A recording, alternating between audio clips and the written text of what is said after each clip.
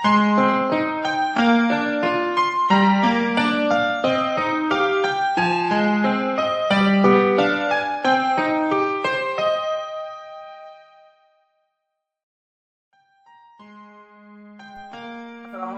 selamat pagi Bu April. Waalaikumsalam, selamat pagi Bu Sri. Gimana kabarnya hari ini Bu? Alhamdulillah sehat-sehat saja. Iya Bu, pada kesempatan kali ini saya mohon minta izin waktunya jenengan sebentar dalam rangka wawancara tugas TGP saya modul 3.1 tentang pengambilan keputusan berbasis nilai-nilai kebajikan sebagai pemimpin. Bersediakah Bu? Bersedia Bu Sri. Terima kasih Bu, sebelumnya saya ucapkan Bapak Ibu ya, saya mengajukan pertanyaan yang pertama yaitu apakah selama ini bagaimana jenengan itu bisa dapat mengidentifikasi kasus-kasus yang merupakan dilema IPK atau bujukan moral? Dalam mengidentifikasi masalah ini termasuk dilema IPK atau bukan moral, yang pertama saya lakukan itu melakukan identifikasi dulu Bu Sri. Di dilema etika maupun bujukan moral. Yang kedua, saya membuat daftar, apakah daftar fakta yang relevan, apakah kasus itu merupakan dilema etika atau bujukan moral. Yang ketiga, saya mengidentifikasikan pihak yang terkait, siapa saja yang bisa saya yang termasuk dilema etika. Baik Ibu, jadi untuk mengidentifikasi itu ada beberapa langkah gitu ya. Untuk pertanyaan berikutnya Bu, selama ini bagaimana Ibu menjalankan pengambilan keputusan di sekolah, terutama untuk kasus-kasus di mana ada dua kepentingan yang sama-sama benar atau sama-sama mengandung nilai kebajikan? Hampir sama dengan jawaban di pertanyaan pertama. Yang pertama, kita perlu mengidentifikasi terlebih dahulu masalah itu seperti apa, kasusnya seperti apa. Pertama, ada dilema etika yang merupakan dua kasus yang sama-sama benar tapi sebetulnya bertentangan. Itu memang agak sulit kalau kita tidak mengidentifikasi terlebih dahulu. Terus melakukan pertimbangan, saya mempertimbangkan konsekuensi dari apa. Misalnya akan saya ambil, apakah nanti akan merugikan atau tidak bagi orang lain, ya. Yang ketiga, saya mempertimbangkan prinsip moral, bahwa di dalamnya ada kejujuran, kedisiplinan, ya. Terus yang keempat, membuat daftar strategi dari langkah atau tindakan yang akan saya ambil. Yang kelima, mengevaluasi motivasi. Yang keenam, meminta pertimbangan dari rekan sejawat, karena tidak semua kasus itu bisa kita selesaikan sendiri. Mungkin kita perlu pertimbangan dari beberapa rekan. Baiklah Bu, untuk pertanyaan yang ketiga yaitu langkah-langkah atau prosedur seperti apa yang biasa jenengan lakukan selama ini? Selama ini dalam pengambilan keputusan ketika ada suatu permasalahan yang sama dengan yang tadi Bu Sri, kita memang perlu mengidentifikasi terlebih dahulu masalah itu seperti apa. Kemudian yang kedua, kita mengumpulkan fakta-fakta yang terlebih dahulu dan permasalahan itu fakta yang kita ambil. Kemudian dari fakta ya dan identifikasi hasil masalah itu baru kita bisa mengambil keputusan seperti apa yang Baiklah Bu. Selanjutnya yaitu hal-hal apa saja yang selama ini jenengan anggap efektif dalam pengambilan keputusan pada kasus-kasus dilema? Pada kasus dilema etika untuk pengambilan keputusan tersebut, saya harus mendapatkan sesuatu yang mungkin termasuk di dalamnya kita dengan masyarakat, dengan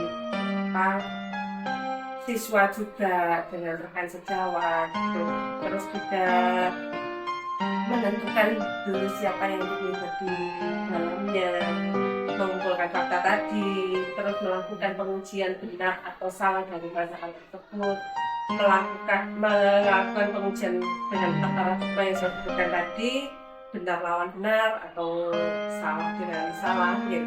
terus menentukan tujuan dari pengambilan keputusan yang akan. Baik Bu, menginjak pertanyaan yang kelima gitu.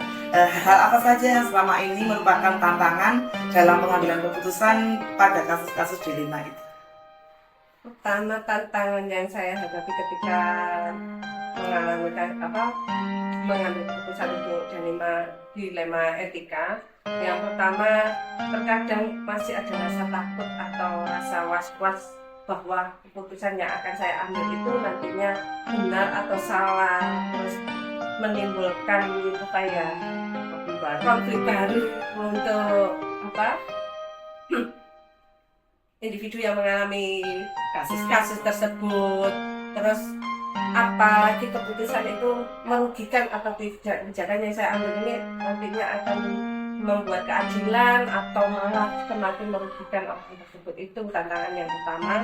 Yang kedua, biasanya untuk mengambil keputusan kan kalau kita lihat dari masalahnya terlebih dahulu. Misalnya kalau masalahnya agak berat kan kita butuh pendapat dari beberapa rekan. Nah, itu yang membuat tantangannya menyatukan beberapa pendapat dari beberapa teman ini agak sulit ya, karena memang beda pendapat juga, beda pandangan juga pasti terjadi.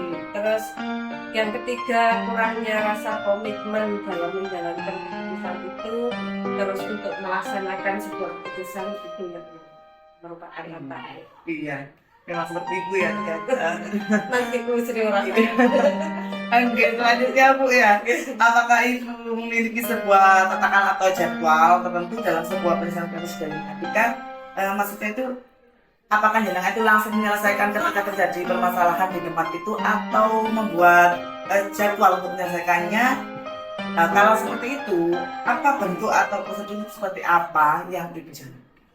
Dalam pengambilan keputusan kita biasanya saya melihat dulu seberapa besar permasalahan yang kita hadapi. Jika permasalahan itu ringan lah, istilahnya ringan, ya kita selesaikan dalam satu waktu di satu tempat itu. Tapi jika permasalahan ini agak berat, ada prosedur atau jadwal yang harus kita lakukan. Karena dalam mengambil keputusan itu kan pertama kita harus mengidentifikasi permasalahan tersebut yang tadi Bu Sri ya. Nah, itu yang terus untuk menjalankan strateginya penyelesaian dari penyelesaian masalah itu, saya memperhatikan paradigma dalam pengambilan keputusan yang salah satunya yaitu paradigma individu lawan masyarakat, paradigma rasa keadilan dan rasa kasihan, paradigma kebenaran lawan kesetiaan, dan paradigma jangka panjang melawan jangka. Kemudian Bu ya, selanjutnya, adakah seorang atau faktor-faktor apa yang selama ini mempermudah atau membantu jenengan dalam pengambilan keputusan dalam kasus-kasus dilema ini? Dalam kasus dilema etika yang dapat membantu saya dan mempermudah dalam pengambilan keputusan yang pertama memang dari rekan-rekan sejawat. Dalam satu lembaga bisa tidak berdiri sendiri, ada kami karyawan kita pertimbangkan juga pendapatnya. Sampaikan ini pertanyaan yang terakhir Bu, dari sekian, dari awal sampai tadi itu sudah jenengan jawab dengan baik, dengan cukup baik. Kemudian yang terakhir Bu, ini Bu, dari semua hal yang telah jenengan sampaikan, pembelajaran apa yang dapat Ibu petik dari pengalaman Ibu dalam mengambil keputusan dalam rangka yang berhubungan dengan dilema etika? Dalam pembelajaran yang dapat saya terima dalam pengambilan keputusan dilema etika ini, bahwa kita sebagai pemimpin, terutama saya pemimpin lembaga, bukan hanya rekan sejawat dan saya pimpin, termasuk juga anak-anak, dalam mengambil keputusan kita tidak bisa mengambil keputusan itu seenaknya sendiri atau istilahnya busa-busu dalam suatu pengambilan keputusan itu. Kita harus melalui beberapa proses dan tahapan. Salah satunya tadi mulai dari mengidentifikasi masalah, mencari fakta benar atau salahnya, terus dalam pengambilan keputusan juga memperhatikan empat paradigma tersebut. Itu yang ingin saya ambil agar keputusan atau kebijakan yang saya ambil ini tidak merugikan rekan sejawat maupun siswa dan dapat berpihak pada warga. Iya Bu. Dari pembicaraan kita dari awal sampai akhir dapat saya tarik kesimpulan, berarti jenengan itu dalam mengambil suatu keputusan yang berhubungan dengan lembaga, rekan sejawat, anak-anak itu sudah menerapkan 4 paradigma, 3 prinsip dan 9 langkah-langkah dalam pengambilan. Demikian Bu, terima kasih atas waktunya. Selamat bekerja kembali. Saya ucapkan terima kasih sekali lagi Bu atas waktunya. Assalamualaikum warahmatullahi wabarakatuh. Apakah jenengan bisa sedikit menceritakan? Mungkin pernah mengalami suatu kasus yang berhubungan dengan dilema etika ataupun rujukan moral yang pernah Ibu tangani, dan bagaimana cara jenengan itu menangani dan mengambil keputusan pada permasalahan tersebut?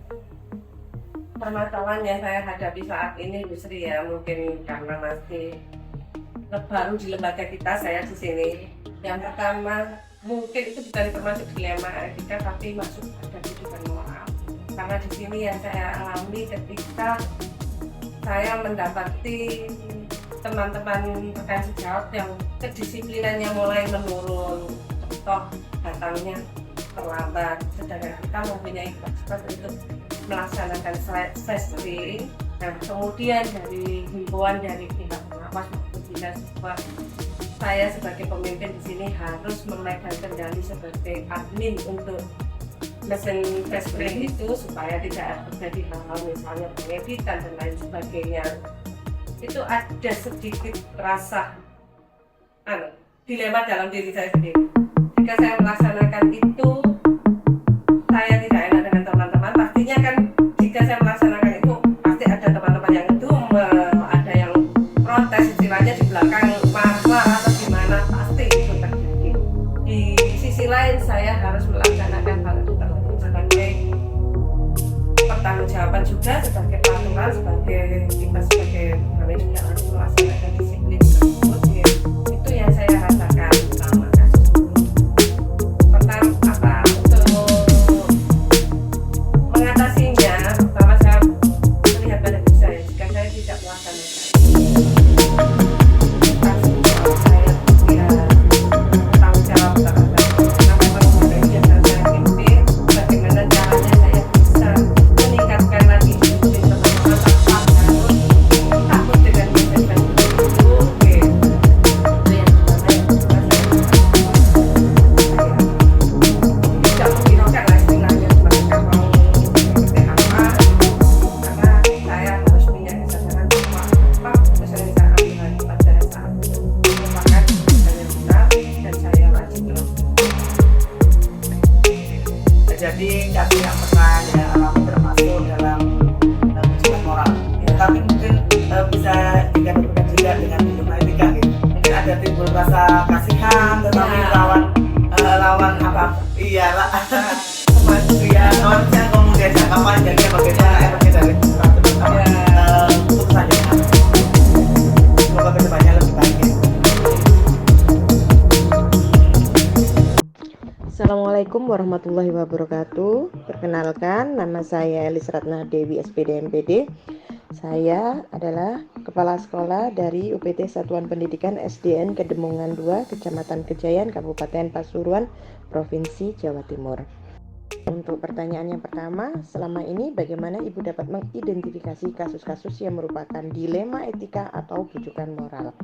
Sebelum mengidentifikasi kasus-kasusnya, terlebih dahulu saya akan memahami dulu, mendefinisikan dari dilema etika atau bujukan moral, bahwa dilema etika merupakan situasi yang terjadi ketika seseorang harus memilih antara dua pilihan, di mana kedua pilihan secara moral atau benar tetapi bertentangan.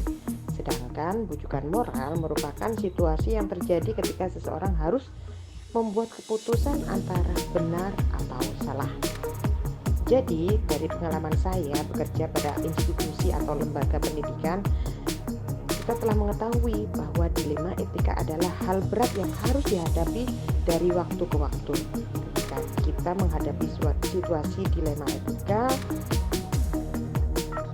akan ada nilai-nilai kebajikan mendasari yang bertentangan seperti cinta kasih sayang, kebenaran, keadilan, kebebasan, persatuan, toleransi, tanggung jawab, dan penghargaan akan hidup. Oleh karena itu, saya mencoba membedakan setiap kasus yang saya hadapi apakah termasuk dilema etika ataukah bujukan moral. Selanjutnya, saya akan mengetahui paradigma apa yang terjadi pada kasus saya sehingga saya mampu menggunakan prinsip serta langkah-langkah pengambilan keputusan yang. Untuk pertanyaan kedua, selama ini bagaimana Ibu menjalankan pengambilan keputusan di sekolah Anda, terutama untuk kasus-kasus yang dimana ada dua kepentingan yang sama-sama benar atau sama-sama mengandung nilai kebajikan. Seperti itu.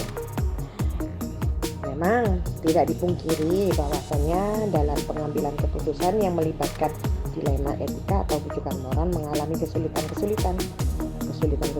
dalam pengambilan keputusan terkait dilema etika, diantaranya disebabkan oleh nilai-nilai dan budaya masyarakat yang terkadang terasa kabur ketika dihadapkan pada nilai dan budaya lainnya.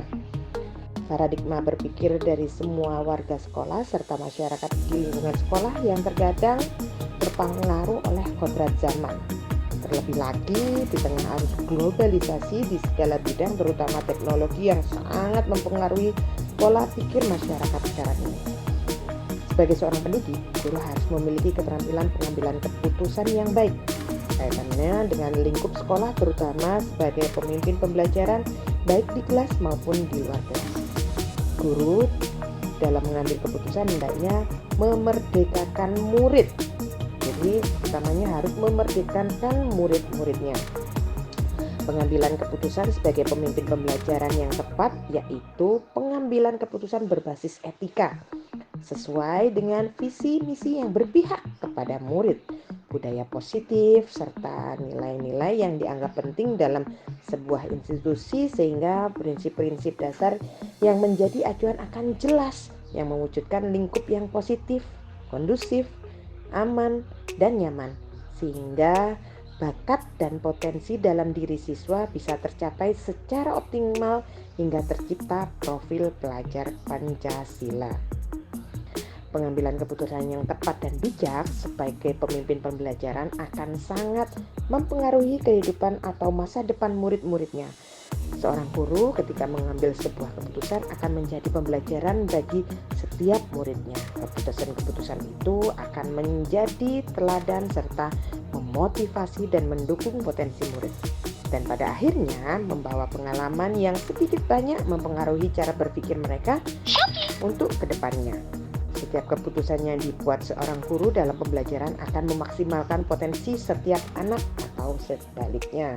Sehingga keberhasilan seorang guru bukan hanya mengajarkan kecerdasan kognitif, melainkan juga kecerdasan sosial, emosional, serta spiritual secara menyeluruh. Hal ini sesuai dengan filosofi Ki Hajar Dewantara atau KHD bahwasannya maksud pendidikan itu adalah menuntun segala kekuatan kodrat yang ada pada anak-anak agar mereka dapat mencapai keselamatan, kebahagiaan yang setinggi-tingginya baik sebagai manusia maupun anggota masyarakat.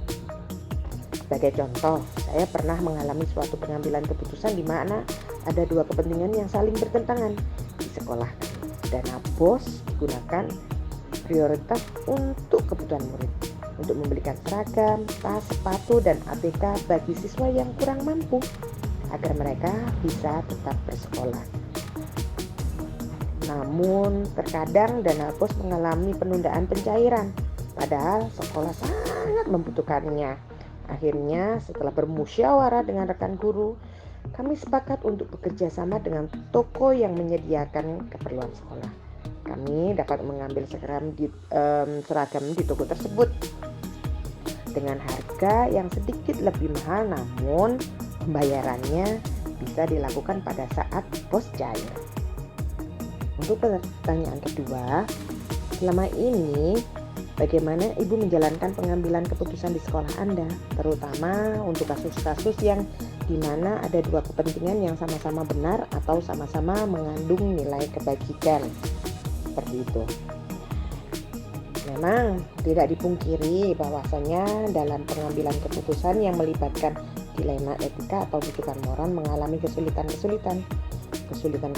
dalam pengambilan keputusan terkait dilema etika, diantaranya disebabkan oleh nilai-nilai dan budaya masyarakat yang terkadang terasa kabur ketika dihadapkan pada nilai dan budaya lainnya.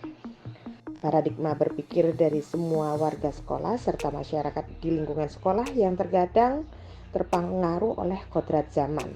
Terlebih lagi di tengah arus globalisasi di segala bidang, terutama teknologi yang sangat mempengaruhi pola pikir masyarakat sekarang ini. Sebagai seorang pendidik, guru harus memiliki keterampilan pengambilan keputusan yang baik. Kaitannya dengan lingkup sekolah, terutama sebagai pemimpin pembelajaran baik di kelas maupun di luar kelas. Guru dalam mengambil keputusan hendaknya memerdekakan murid.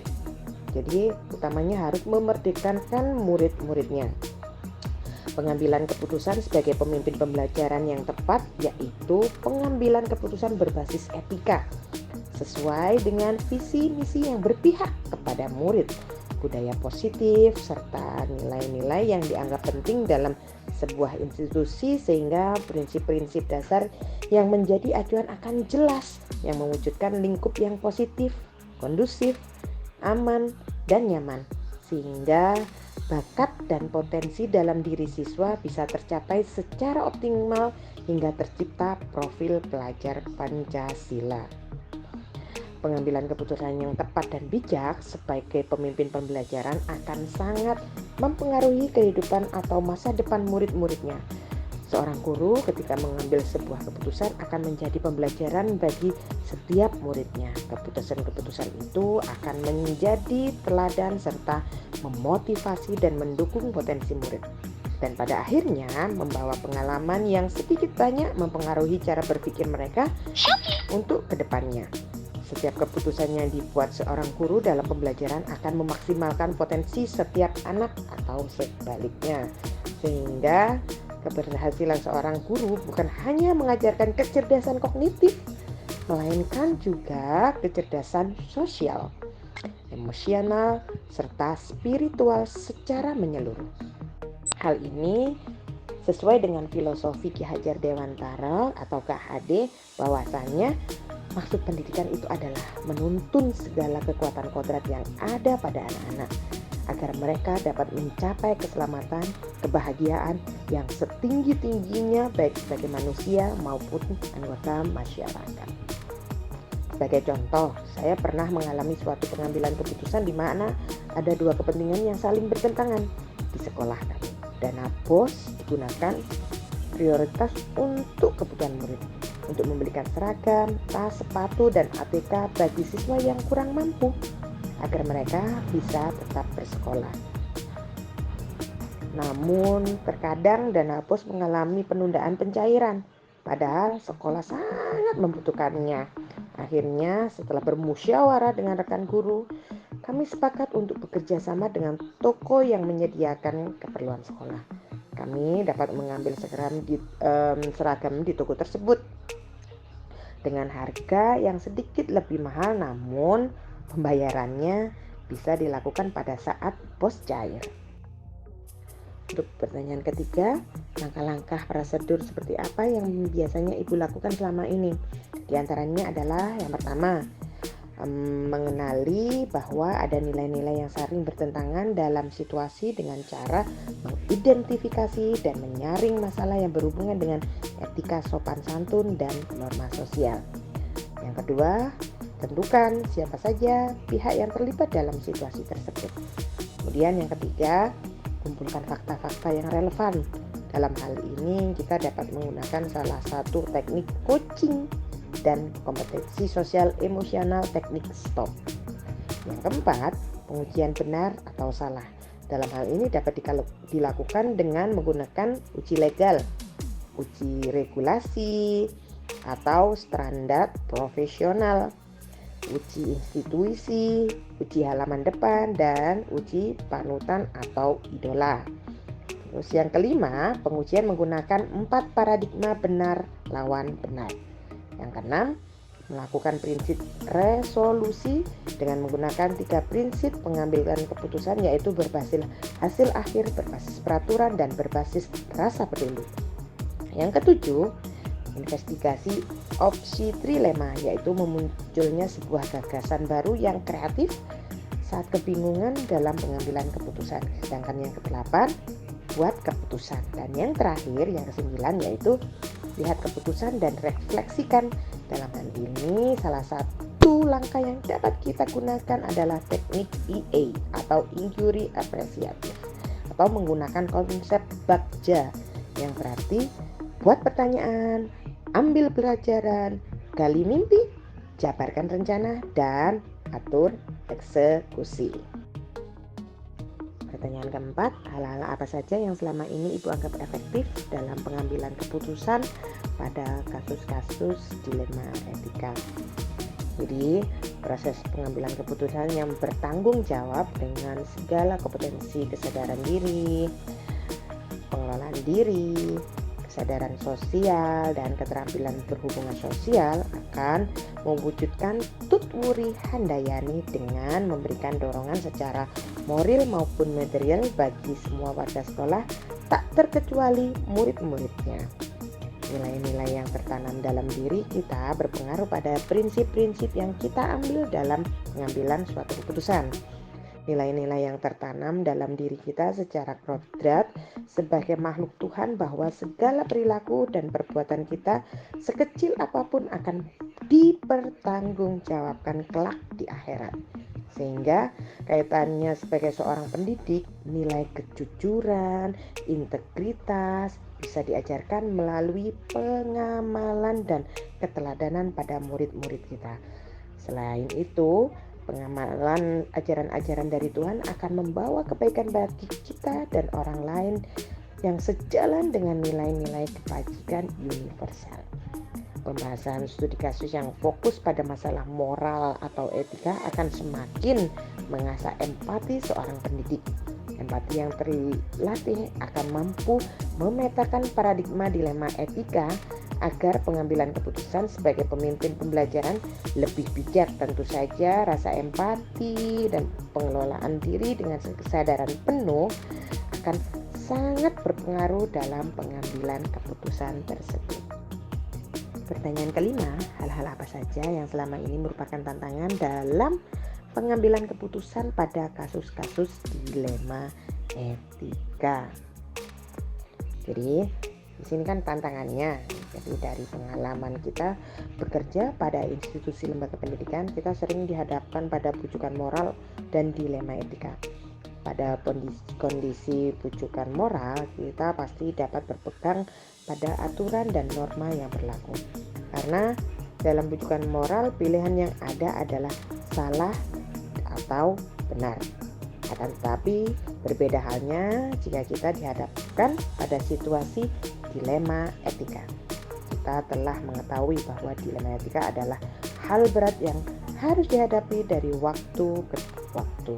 Ketika kita menghadapi situasi dilema etika, yaitu situasi yang bertentangan seperti cinta dan kasih sayang, kebenaran, keadilan, kebebasan, persatuan, toleransi, tanggung jawab, dan penghargaan akan hidup.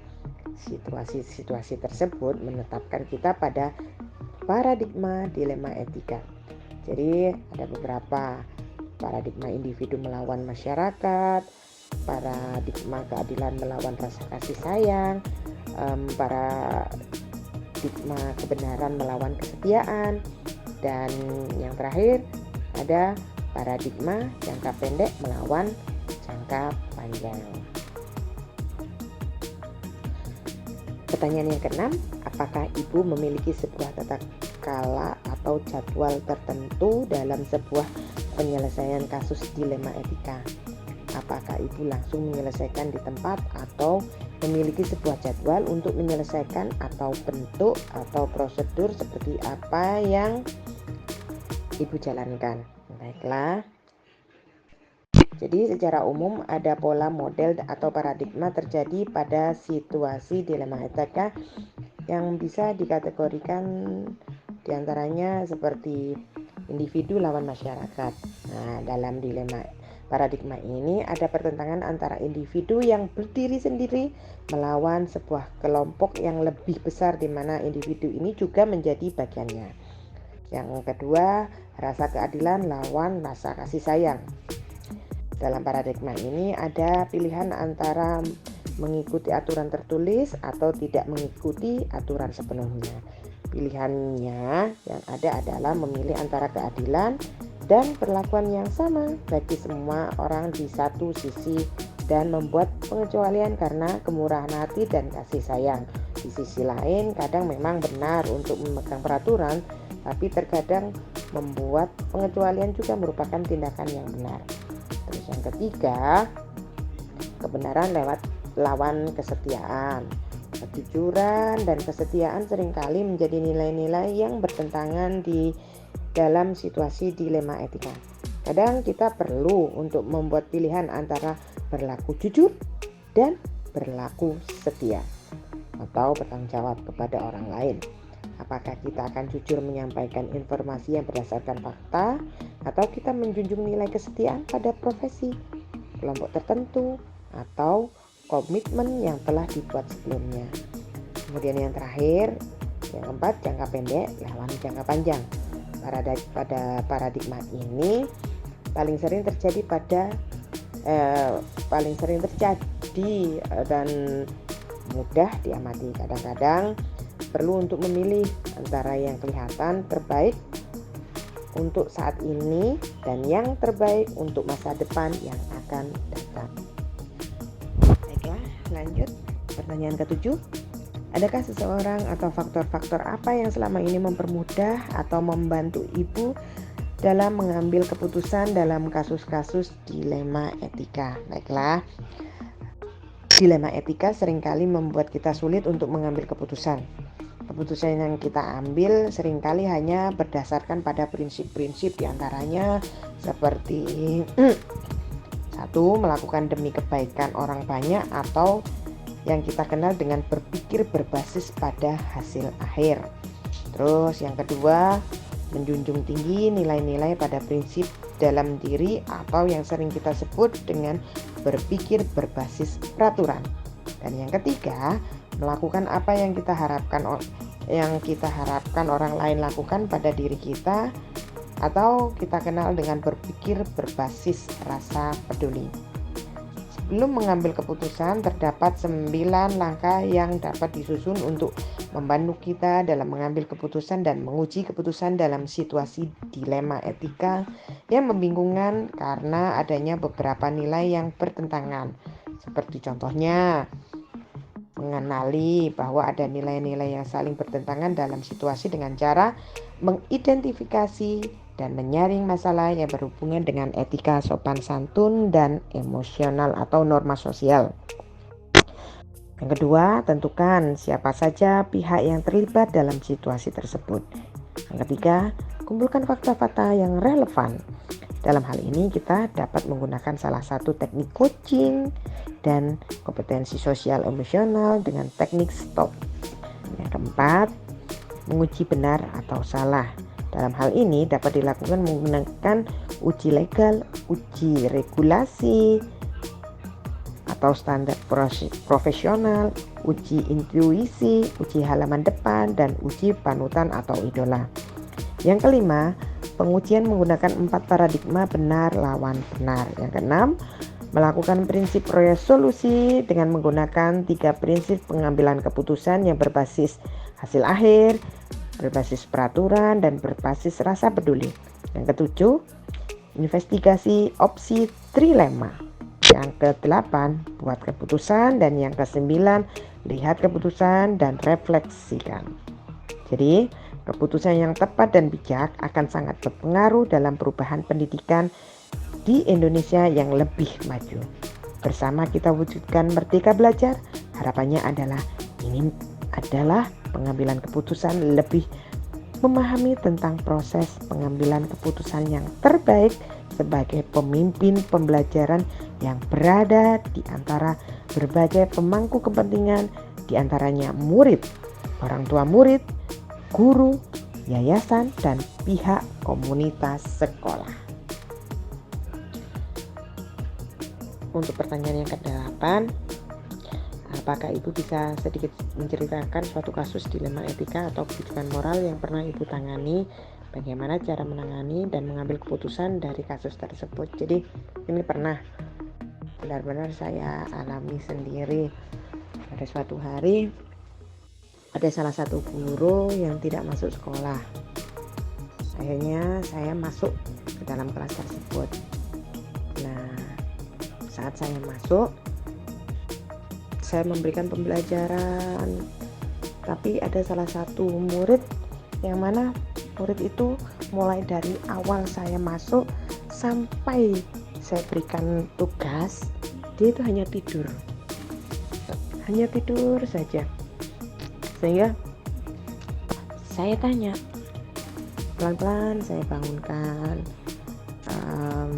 Mbak, ayo bangun. Kenapa?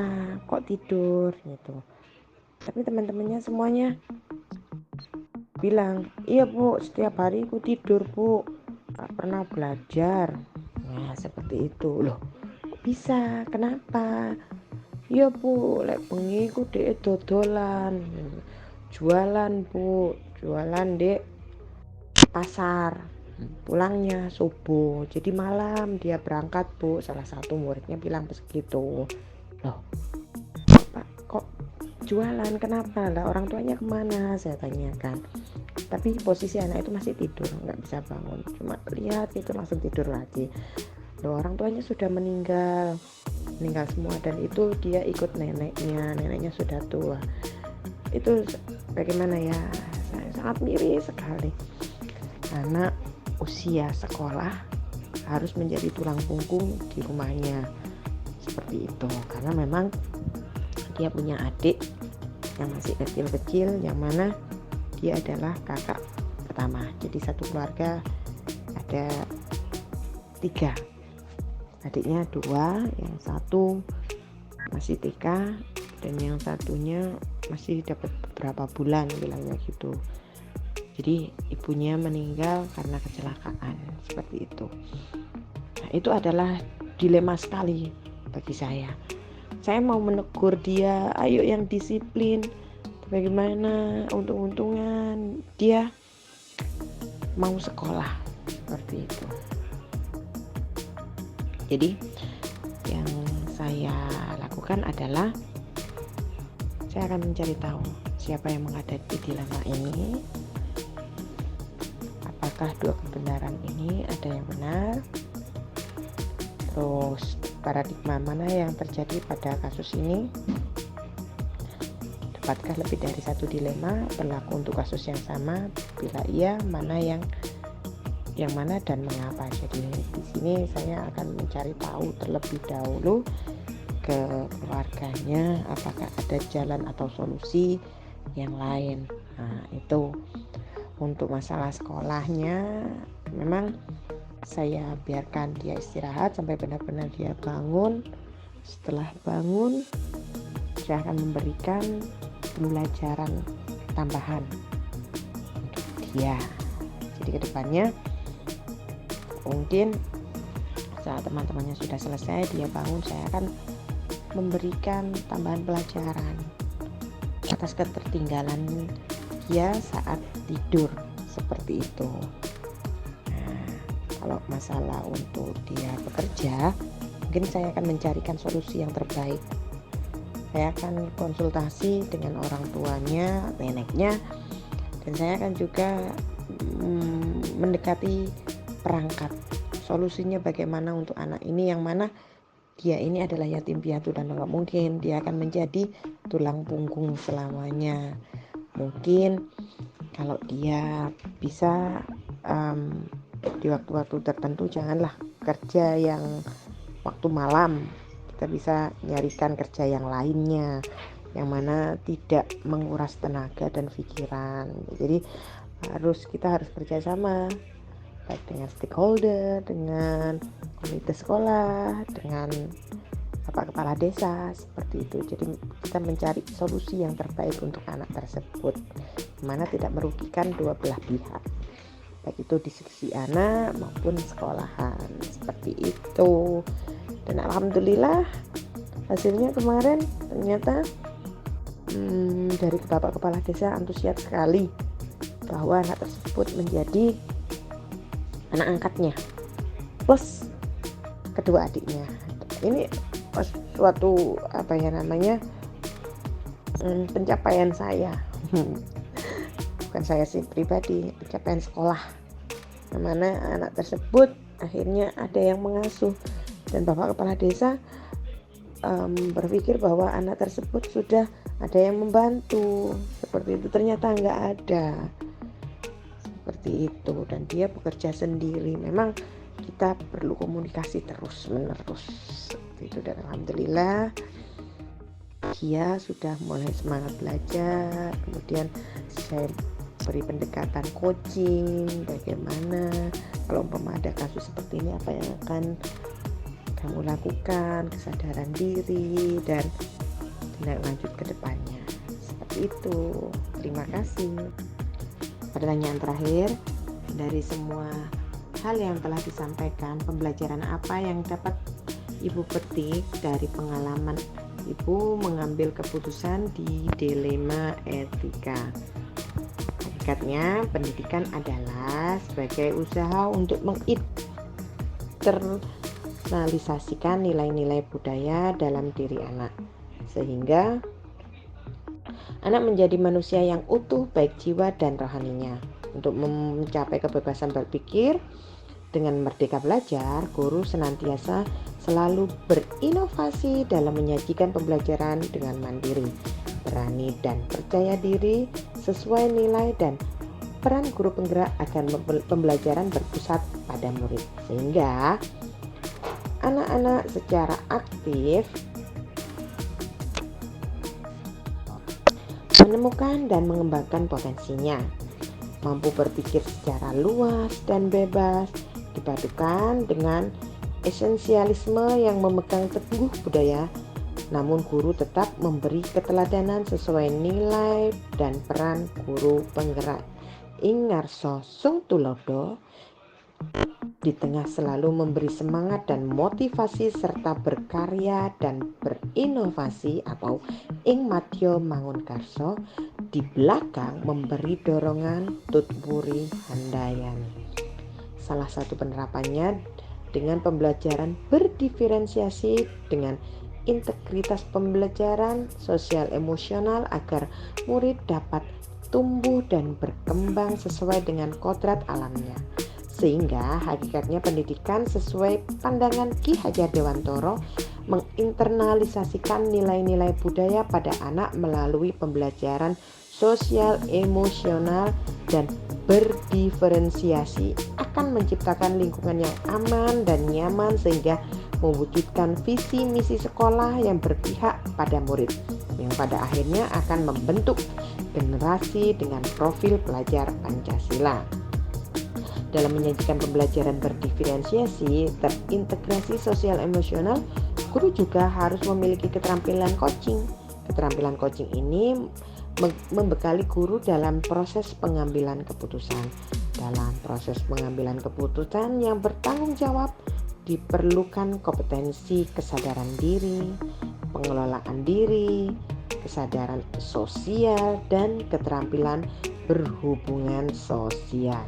Sehingga proses pengambilan keputusan dapat dilakukan secara sadar, penuh sadar dengan berbagai pilihan dan konsekuensi yang ada. Kompetensi seperti yang disebutkan tadi akan membantu guru mengambil sebuah keputusan terkait permasalahan dilema etika maupun bujukan moral dengan sebuah keputusan yang bijak melalui pemetaan 4 paradigma dilema etika dan pengambilan keputusan dengan 3 prinsip, serta menerapkan 9 langkah pengambilan keputusan sebagai pemimpin pembelajaran, sehingga keputusan-keputusan yang diambil berbasis etika sesuai visi misi sekolah yang berpihak pada murid, budaya positif, serta nilai-nilai yang dianggap penting dalam sebuah institusi, sehingga prinsip-prinsip dasar yang menjadi acuan juga akan lebih jelas, yang pada akhirnya akan membentuk generasi dengan profil pelajar Pancasila.